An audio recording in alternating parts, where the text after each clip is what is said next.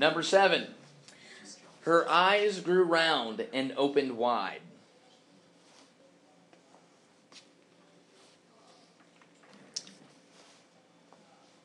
Number 8. His face was red, and he went creeping alone outside the village. His face was red, and he went creeping alone outside the village.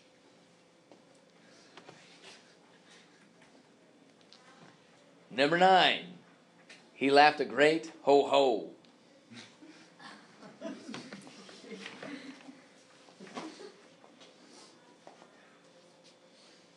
Number 10. He scratched his ears and cheek. He scratched his ears and cheek. And number 11. Got one more. She stretched the left arm flatly to the left and the right arm to the right. She stretched the left arm flatly to the left and the right arm to the right. All right, go ahead and compare your answers with the person in front and person behind. See if you got any similarities there. See if you're on the same page.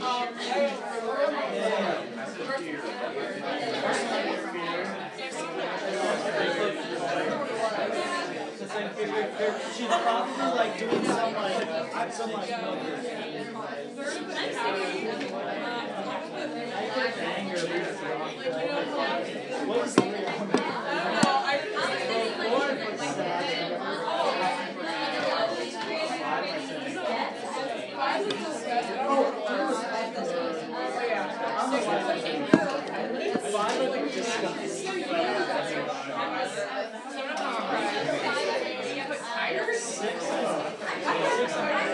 Sounds like we had a late night last night. All right, let's go over the answers together, see how well we did. Again, if we get any of these right, then we've got to say that there's some sort of universality with emotions. Okay? Number 1, every one of his hairs stood up on end, and the pimples came out on the skin all over his body. Fear. Yep. He's experiencing fear. The pimples aren't actually pimples, they're goosebumps, right? Yeah, something like that. Yep. Number 2, he drew one leg up and stood on one foot. It is surprise. Yes!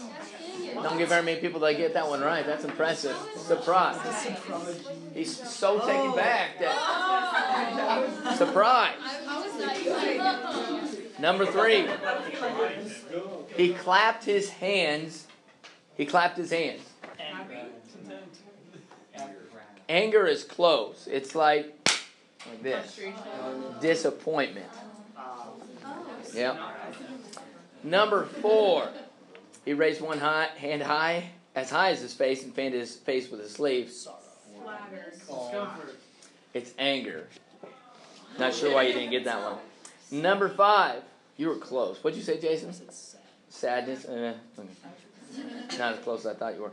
They stuck out their tongues. Disgust. I can understand why you would say disgust, but it's surprise. He gnashed his teeth until they were all but ground to dust. Anger or violence. Anger. Her eyes grew round and opened wide. Surprise. No, it's anger. What? Number 8, his face was red and he went creeping alone outside the... It is shame. Shame and embarrassment. Yep, shame and embarrassment. Number 9, he laughed a great ho-ho. You would think, like Santa Claus ho-ho, right? It's anger. Joe, you get that one? No. He's probably superstar. Number 10, he scratched his ears and cheek. Happiness, of course. And number 11, she stretched the left arm flatly to the left and right arm to the right. Peace. Close. Like this and this. Meditation. Joy. Joy. All right. So I imagine you didn't get very many, right? But the idea, sometimes we do this activity, it contradicts the purpose and the objective we're trying to get at. Students assume that, emotions are different, right? Wherever, based on your culture. But if you get some of them right, that's what we're looking for. That contributes to the idea that's universality of emotion, meaning that emotions, for the most part, they're innate. They're on the nature side of the nature versus nurture debate, right? It's not a socially created kind of concept, right? they're inside of us. Now, if you take the sociology class, we talk about people that are deprived of social interaction from birth, feral children, right? And in those particular cases, they do talk a lot about how these children, they don't express themselves in emotions, right? The idea here is that you have inside of you these emotions, right? The potential to express these emotions. They are the nature, and the foundation is there. Sound good? But without a positive, appropriate, healthy environment, you're not able to exhibit them. Sound good? Okay? So, a lot of psychologists, scientists look at emotions, they think of it similar to like language. So we, in the American culture, for the most part, we speak English, right? Now, when you go to different regions of the United States, does the English sound exactly the same? It doesn't, right? It's got different types of dialects. So you can think of that kind of like emotions, right? The basis and the foundation is the same no matter where you go, right? However, they're going to be just a slight cultural influence over the emotion and the way it's expressed. Sound good? How do you, the basis of happiness, you're going to smile, but there may be some tweaks to it when it comes out in a cultural setting. Sound good? So I just want to make sure that we emphasize that the foundation is in nature, right? Influenced by the nurture side of things, environmental influences. Okay? At the end of class, we have time. We'll go back to this. Jason, can we get the lights again, please? We're going to watch a short clip from I Love Lucy and see if we can figure out the emotions that she's expressing without the sound. Okay? So going along with our little activity there, the universality of emotions, who taught you how to smile? No one. Nobody did, right? What do you mean by that? It just was like when you look at babies and you make a funny face, they just smile at you. Right, okay, so some students come up with the explanation, well, it's through observational learning. They observe their parents smiling, and so they just mirror that. You can even go the physiological explanation, like mirror neurons, and the ability to replicate what you see in your environment, right? The idea with smiling, though, I think of it kind of like walking. We use the terminology learning to walk, right? We really shouldn't use that term. It's not like it's a process in which you have to practice. I mean, you kind of do, but it's innate. It's ingrained in us, our ability to walk, okay? Now, those people that, again, those feral children that are deprived of social interaction from birth, they're going to struggle, and their walk is going to be a little bit different from everybody else's, but walking is still there. Sound good? So it's well established on the nature side of things. So smiling, emotions, it's on the nature side, okay? Again, some people smile with a little bit of a different tweak to it. I think about, Elvis Presley. You ever seen him? And some of the things that he would do with like his lip, right? If you watch him enough, sometimes you'll run into people that are Elvis fanatics, and they do this similar thing as well with their like upper lip, right? So their observational learning has influenced the smile. Now, does it, create the smile? Is that how they learn to smile? No, but you got that slight adjustment there. Sound good? All right. So range of emotion. How many emotions are there? There's plenty of them out there. There's so many that it makes it difficult for us to objectify them. So we come up with 6 basic emotions, going back to our bell work, thinking about those. Those are, again, considered to be part of the families, emotional families there. What emotion is this young girl expressing? Anger, right? You just see it in her face, right? The muscles that she gets tense, right? So what I find fascinating is that we, out of the womb, we're really limited on how many emotions we can express. We don't have this whole hodgepodge of emotions available to us at that point in time. We really only have 2. And then as we develop, as we progress in age, and our brain develops, the nervous system develops, right, then we start to acquire more and more emotions. And as you'll see here in a second, the emotions become more and more complex. Okay? Anybody think of the 2 emotions that a child, that a newborn baby can express? It's really limited to 2. close. It's not termed happiness and sadness. Satisfaction is close, so it's contentment, not contempt, right? But content, that would be interesting. No babies expressing you're not worth anything. But pleasure, right? Pleasure and really distress. So you got the crying, and then you've got the cooing, right? The sense of calm there as well. So newborns, distress and pleasure. 3 months, gets a little bit more complex. Happiness, sadness, and laughter. As a parent, the first time that your child laughs, right, and expresses that happiness, it's like, all right, what do we got to do? We recreate this. We got to do this over and over again, right? Because it's a fascinating concept there, and really if you really reflect upon it, you talk about conditioning and teaching and those type of things. And really, the parent is being conditioned by the child, ironically, a lot of times. 4 to 6 months, anger and surprise. 7 months, then you develop fear. So it's kind of fascinating to think that before the age of 7 months, fear really isn't an emotion that they can express, so they can't experience it. And then 18 months to 3 years, empathy, envy, and embarrassment. Easy way to remember that these are complex emotions. They all begin with these: empathy, envy, and embarrassment. Let's talk about empathy for just a second. What is empathy? Ms. Barwell? It's the ability to, if someone is going through something, if they're sad about it, it's the ability to, feel that sadness because of their situation. Exactly. Okay, so I think a lot of empathy is selflessness, and it's awareness of others. It's getting past our egocentric mentality. For my boys, I think of empathy a lot. That's one of the characteristics and qualities that I'd like them to develop faster, right? And get there and get better at it. Because a lot of times, little children, they don't understand how their behavior affects those around them. They have no sense of empathy, right? It's very selfish, the mindset that all children have, okay? So when they develop empathy, I think that they develop, consequently, better relationships with other people that way, okay? But they're just incapable of doing that because biologically, physiologically, just not there yet, okay? Embarrassment, another one as well. I've seen young children.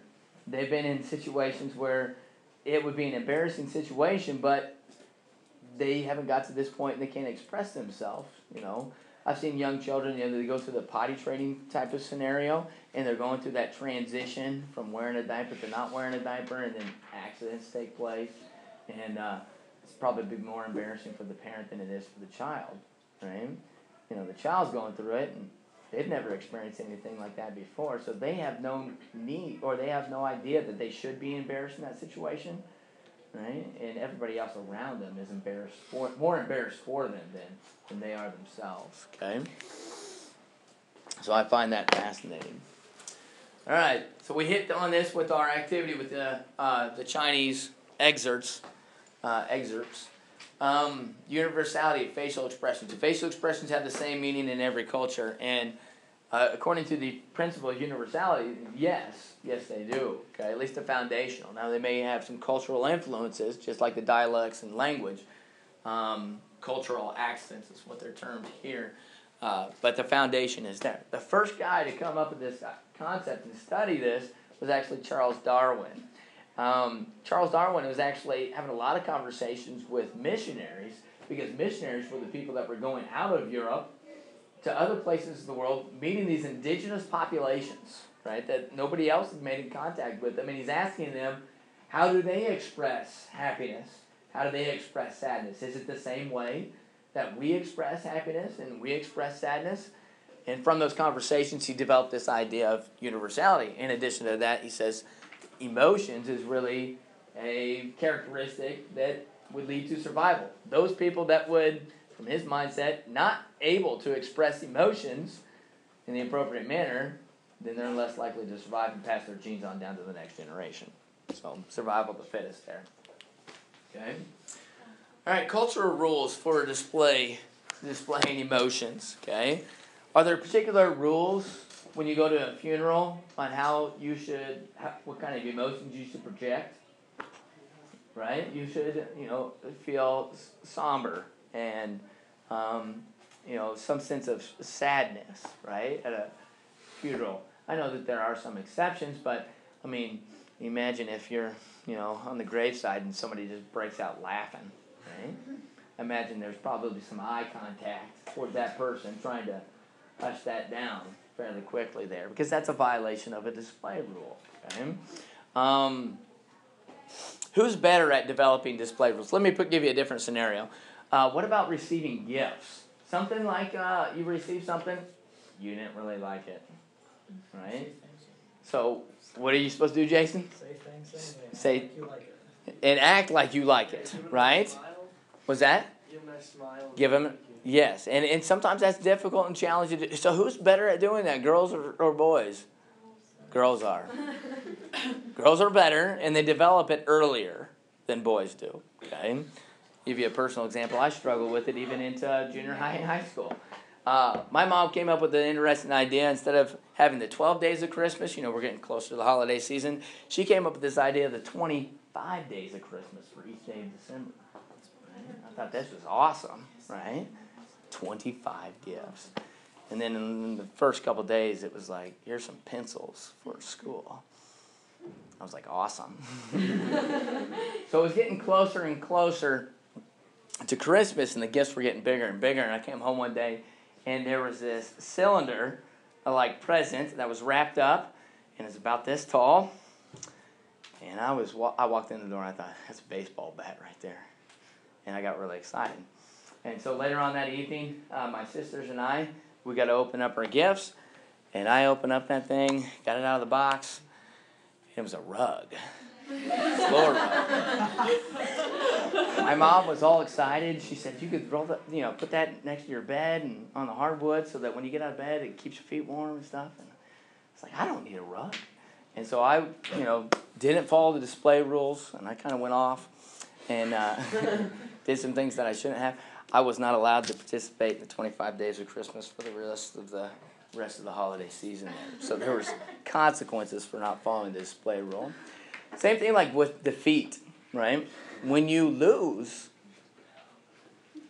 isn't there an appropriate way to act, right?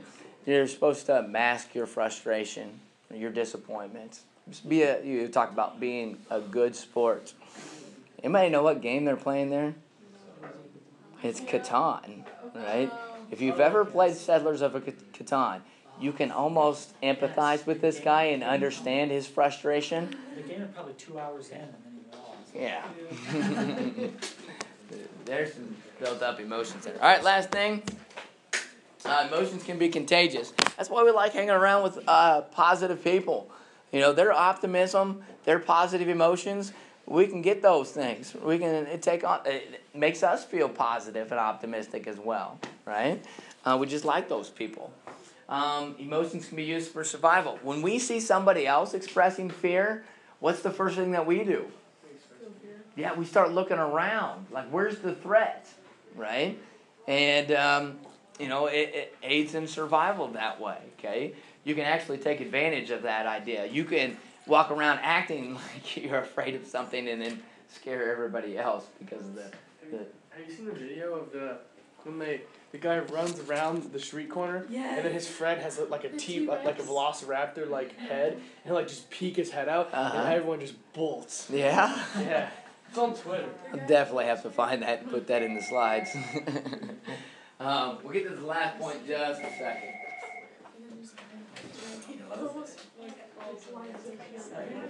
Yes, I'll be right there. No, you need to stop by the counselor. All right, emotions and dating. So with this particular scenario, we're talking about masking true emotions for in a relationship type of situation. Usually the result that they're looking for, especially males, is like some type of physical intimacy. So there's some statistics here asking, some survey research is asking the question, do males or females deceptively show emotion to get physical intimacy, to acquire that? And self-reported males they confess that 70% of them have actually done that. Falsely portrayed emotions so they could acquire that. For females, 39% have admitted. What I find interesting is when females were asked about males, their perception of males, they said 97% had falsely used emotions there. Okay, the thing is with emotions and falsely portraying emotions in that particular scenario, really in that scenario, or you can think about emotions with authoritative figures, with your parents, teachers, or whatever. Those things, almost always, the truth behind it comes out, right? You can't hide that stuff forever. The continuity of it just doesn't last. Sound good? Okay. We're out of time today. Maybe we'll start class tomorrow with I Love Lucy and get an idea of see the aspects of how she struggles in this particular case, and then see her emotional expression. Anybody have any questions before we go today? So, Uh-huh. as you know, you record notes. Yes.